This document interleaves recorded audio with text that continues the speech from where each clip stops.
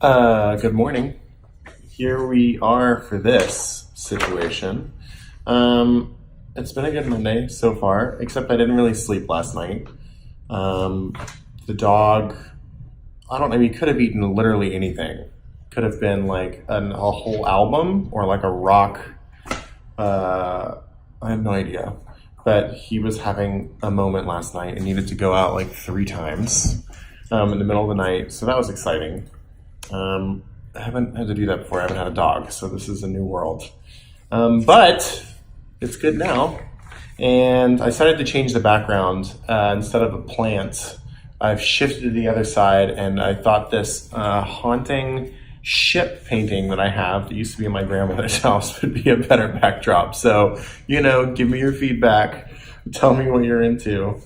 I was going to start with this story about South by, but I don't want to talk about South by yet. So instead, I'm going to talk about going with the sleep motif. Texas' first nap bar is opening in Houston. Nap, like NAP, nap bar is opening in Houston. I know this is something we've all dreamed about, no pun intended, but when you really get down to like the nitty gritty of what this is, it like costs more than a by the minute massage.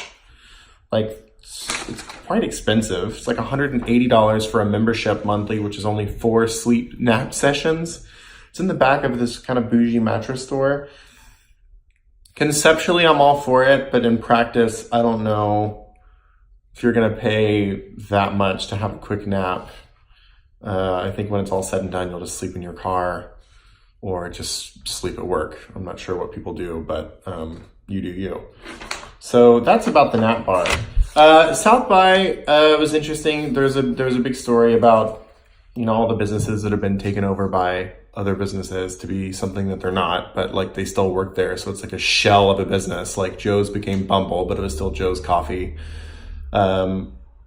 which is good for everybody, I guess. I thought it was interesting about Vince Young Steakhouse being completely bought out for the 3rd time in South by.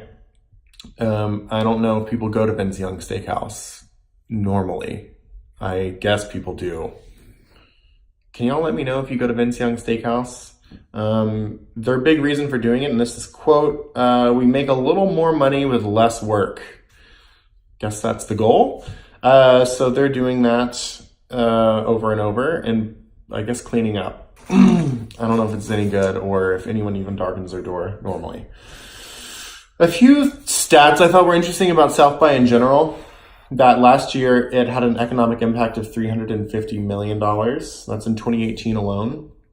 And 425,000 people participated last year. So we'll see what those figures pan out to be this year. Seemed more low-key, but maybe that's because I went to one show. But nonetheless, it's great news. With a business impact from these individual businesses that do these buyouts and things of $431 million in 2018. So I thought that was pretty snazzy. Brand we're all very familiar with, Tiff's Treats. They've gotten some investments from Andy Roddick and Brooklyn Decker, and they are, among just their already good business happening. They're expanding to 2 brick and mortars in Charlotte, North Carolina, and they're obviously going gangbusters here for their cookie delivery. This is mildly interesting, so I just wanted to let you know that they're still doing well. That's all there is to report there.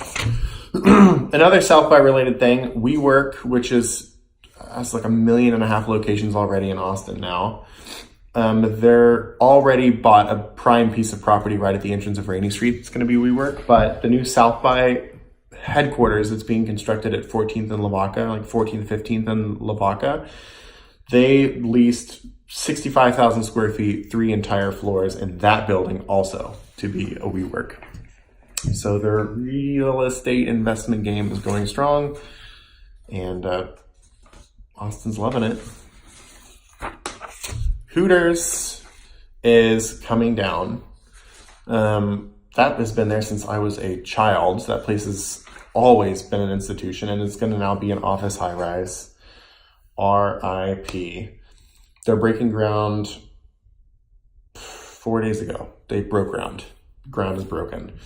And it's going to be a 15-story, 350,000 square foot office tower on a triangular site. And it's going to have 18,000 square feet of retail space. So it's not just going to be office, it's going to be office retail. Now, if anyone can do something with that male strip club Le Bear that's like across the street, I don't know, is tied up in, I'm sure, what's some sort of legal tax nightmare. If we can do something with that, I mean, just turn it into a male strip club again. It would probably do well. Or just like a roller rink. Those are my top ideas. So maybe keep them coming. There is a vertical, why that's important. It's not a horizontal 27-story condo tower is coming near UT. It's going to be on Guadalupe. And there's a lot happening over there, so it kind of makes sense. It's going to be medium range condos, as they say. So a lot's happening. 1615 Guadalupe. A building is going to be taken down, the William Gammon Insurance Building, which I don't think anybody knows about. It will be gone, so you won't know about it. And it's going to be a vertical 27-story condo tower. They're also building a new Hilton Garden Inn near there, more hotels. I'm sure we'll all frequent that. And yeah, that's really the big happenings. There's a lot of stuff. There's like the UT scandal and all of that,